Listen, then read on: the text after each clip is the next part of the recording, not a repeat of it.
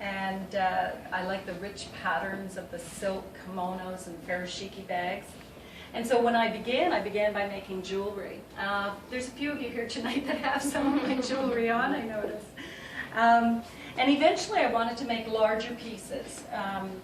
And apart from an afternoon jewelry course, I am totally self-taught when it comes to glass.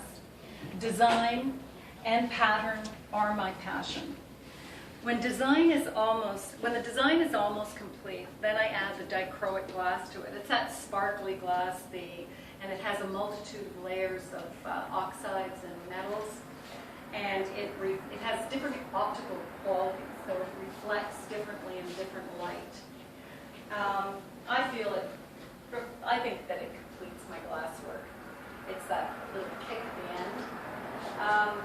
There's a lot of movement in my pieces, and you'll notice the movement is always toward the right.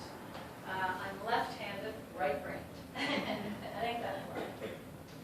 Everything then, once it's all layered and on its base glass, then it moves to a kiln very carefully so it doesn't all fall apart, and I heat the glass. Molten glass, the glass becomes molten, and that's why it's called fused glass when it's in the kiln. It takes about 10 hours to fire a kiln up to about 1475 degrees Fahrenheit, and then there's a cooling time, a settling time, they call it an annealing time, before it's removed from the kiln. Sometimes there's other steps that are taken. Sometimes I will mold the glass by slumping it. Sometimes I do some kiln casting on it. And sometimes I take a whole piece and I will cut it up and use it as components for another part, for another work. But the magical process is it's all done with heat. And it's a little like rocks that are formed in the Earth's core. Then, of course, I add the bases. I like stainless steel. I like that reflective quality, once again. And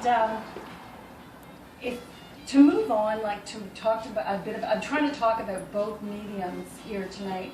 And so moving on to my stone, I guess I would say that the world is moving forward at breakneck speed.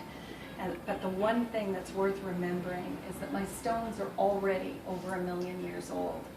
And they were here a long time before I was, and they'll be here, they'll outlast me, I'm pretty sure.